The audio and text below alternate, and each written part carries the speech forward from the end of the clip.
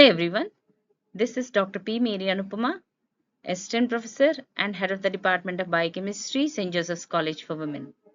Today let us study the topic Overview of Nervous System. The contents of this lecture include a brief introduction to the topic, followed by functions of nervous system, then structural organization which includes the central nervous system and the peripheral nervous system. Then we shall see interrelationship between the components of nervous system and functional organization of nervous system. Coming to introduction to nervous system. Nervous system, it is one of the most complex and highly organized system in the human body. It is responsible for controlling and coordinating all activities. It enables organisms to respond to internal as well as external stimuli and maintain a stable internal environment, which you call it as homeostasis. It responds through specialized cells called as the neurons. These neurons, which are the basic units of nervous system, they'll be transmitting electrical impulses to carry information throughout the body. There are some other supporting cells called as the neuroglial cells, which provide structural support, protection, insulation, nourishment, etc. The nervous system, it works in close coordination with the endocrine system to regulate various physiological processes.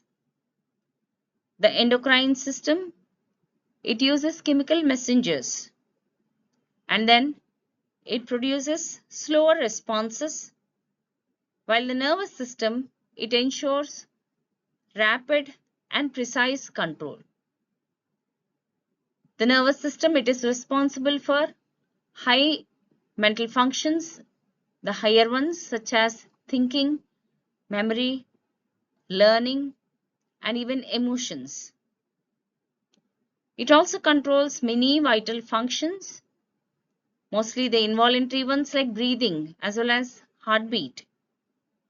The nervous system, it acts as the master coordinating and controlling system of our body.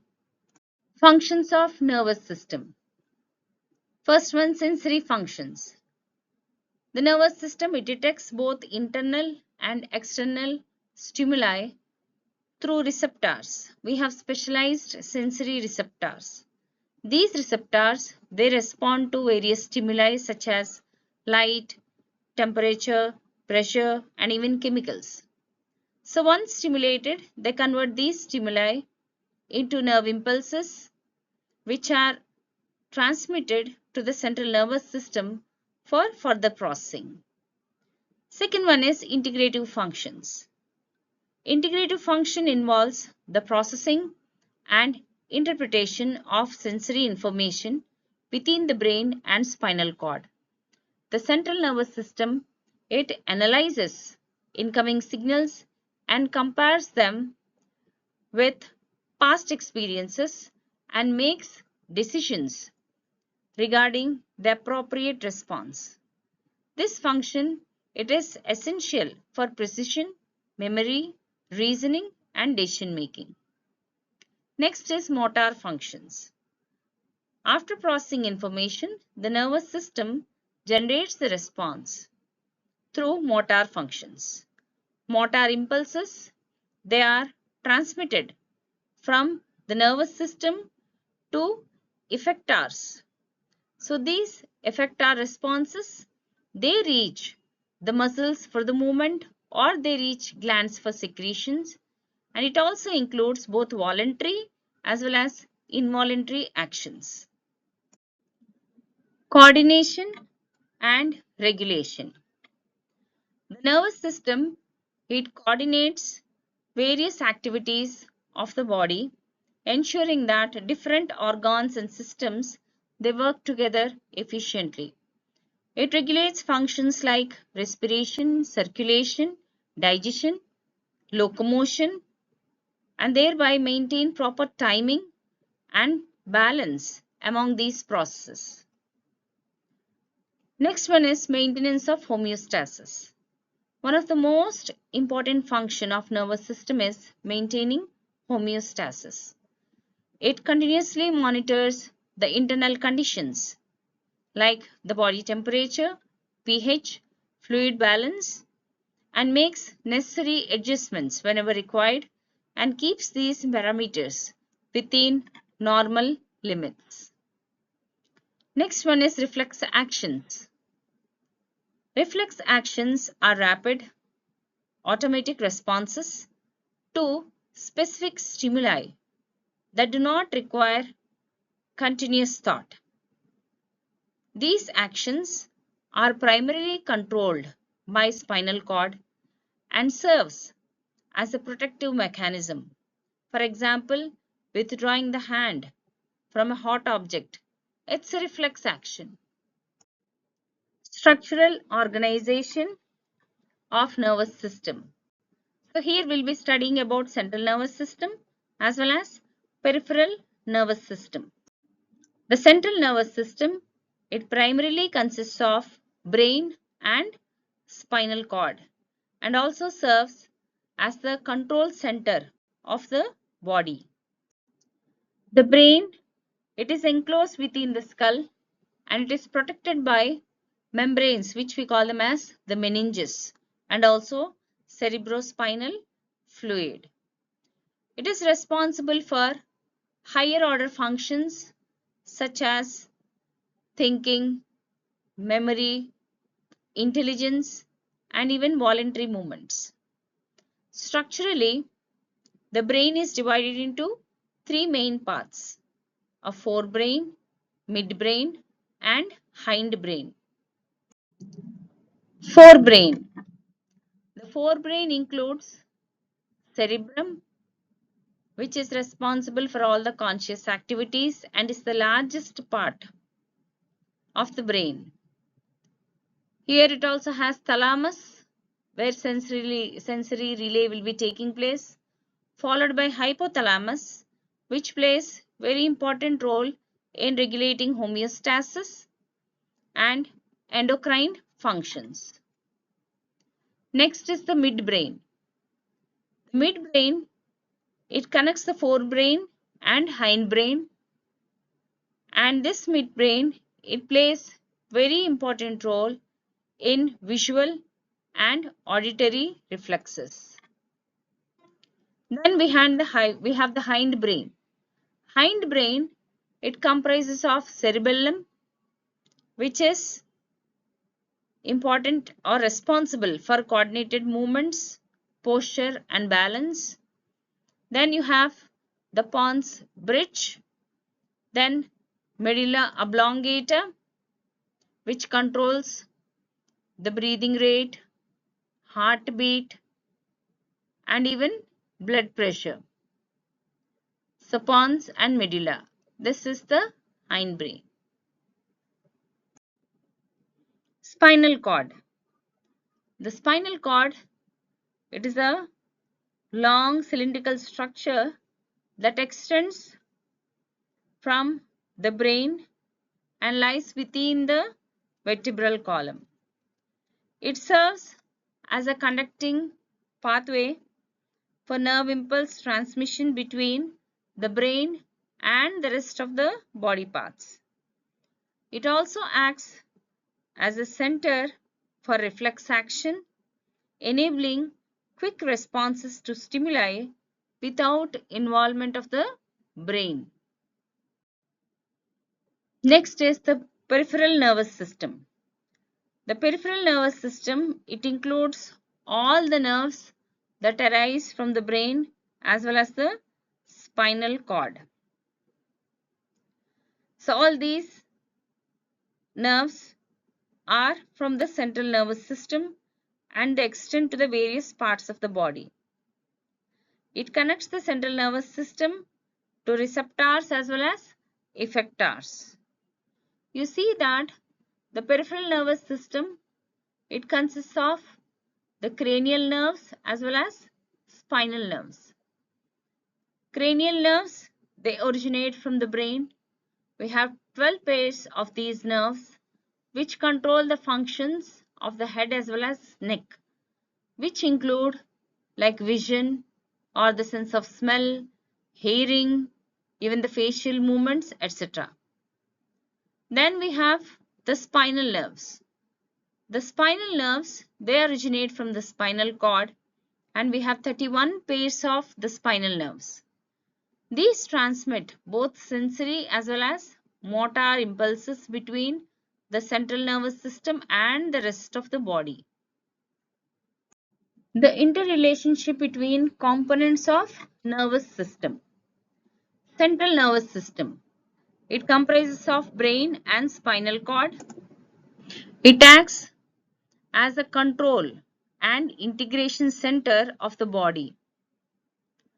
The brain controls higher functions such as thinking and memory, while the spinal cord, it conducts impulses and reflex action. So the brain controls higher functions, while spinal cord conducts impulses and reflex actions. Then peripheral nervous system. It connects central nervous system to the rest of the body. It includes all nerves arising from the brain and the spinal cord and is responsible for transmission of sensory and motor impulses. Then somatic nervous system. It is the voluntary one which controls voluntary activities. It includes cranial nerves and spinal nerves that supply signals to skeletal muscles. It carries the sensory information to the central nervous system and transmits motor impulses for conscious actions by the skeletal muscles, for example, wherein it is controlling the movement of skeletal muscles. Autonomic nervous system. This regulates all the involuntary functions such as heartbeat and digestion. It includes sympathetic and parasympathetic systems which work against each other, opposite to each other, and this helps mainly to maintain internal balance. Next, sensory and motor pathways. The sensory is also called as the efferent pathway, which carries impulses from the receptors of the organs to the central nervous system, while the motor or the efferent pathway, it transmits the responses from muscles to the glands. Overall coordination. We see that the nervous system, it operates as an integrated network where sensory inputs, central processing, and motor output, they work together to control body functions and maintain homeostasis. So here is the representation of a vertebrate nervous system. We have central nervous system and peripheral nervous system. Central nervous system consists of brain and spinal cord, while peripheral nervous system consists of voluntary and involuntary things.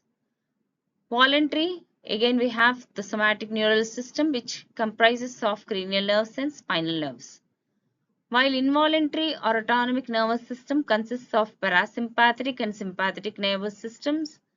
These comprise parasympathetic nervous system comprises of cranial nerves and spinal nerves, while sympathetic nervous system consists of spinal nerves. So what happens is when there is a signal which is given because of some stimuli at the sense organs, the peripheral nerves, they carry it to the central nervous system through the sensory or the efferent pathway. Through the spinal cord, it reaches the brain where it is processed, and again the peripheral nerves, they carry back the signals through the efferent pathway or motor pathway or the motor nerves, and what action is to be taken, it reaches the effector muscles or the skeletal muscles. At times the signals also reach autonomic nervous system, which acts independently, and this autonomous nervous system and the peripheral nervous system, which consists of some voluntary things. Okay, both are mutually controlling each other. The functional organization of nervous system.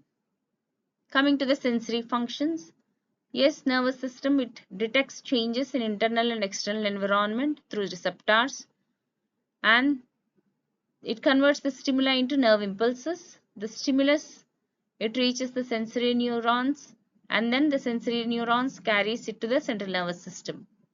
So here, say for example, we'll be feeling heat when you touch an object, or when light is thrown on the eyes. The eyes detect it and immediately you close the eyes. Integrative functions. These are the process, and it also interprets the sensory information in brain and spinal cord and helps make decisions. So the sensory inputs, they reach the brain. Accordingly, some processing is done, decision is made, which is sent to the body back, the muscles back to do some action. Say for example, you have seen the hot plate and it is very dangerous to touch it. The brain recognizes it, it decides, and it asks you to withdraw the hand. Motor functions. So here they send signals from central nervous system to the effector ones. Say for example, muscles or glands, and make some action to work. So central nervous system, the motor neurons, they send it to the glands or the muscles, and the response is generated. Say for example, it's going to the motor neurons, you move away the hand from the object, or response to the gland. Say for example, you have seen a tasty dish and seeing that food you start salivation. So that's also a motor function. Coordination and regulation. It coordinates activities of various organs present within the body and ensures that the body is functioning smoothly. So the central nervous system, it integrates the signals and it synchronizes the activities of all the organs. So breathing rate, it is adjusted according to the exercise that we do. A coordinated muscle movement will be taking place while you are walking. Multiple muscles, they contract while you move, and it is a coordinated activity. Coming to homeostasis is a stable environment with respect to pH, temperature, body fluid is taking place. So through monitoring, the feedback is sent to the brain and appropriate adjustment takes place. So here we have sweating. When the temperature rises, the body has to cool down. That is done through sweating. Even the regulation of BP, blood pressure, that is also an example of homeostasis. Then reflex action. It produces rapid and autonomic response, and it is not under a conscious control, but it operates through the reflex arc of spinal cord. The stimulus, it reaches the receptors, then it reaches the spinal cord, where motor neurons, they receive the signal directly from the spinal cord and not the central nervous system, and the response is done. That is withdrawing the hand from a hot plate or hot surface, and at times you also have this knee jerk reflexes, which is also reflex action. Through this topic, we have seen the various functions of the nervous system, the structural organization, that is central nervous system, peripheral nervous system, interrelationship between components of nervous system, and functional organization of nervous system. Recommended books for further study include Guyton and Hall Textbook of Medical Physiology, Essentials of Medical Physiology by K. Sembulingam and Prema Sembulingam, or Human Anatomy and Physiology by Elaine and Mereb et al. Or you can study Review of Medical Physiology by Barrett, Susan, or this is the Indian other one, Textbook of Medical Biochemistry and Physiology by M. N. Chatterjee and Rana Shinde. Thank you.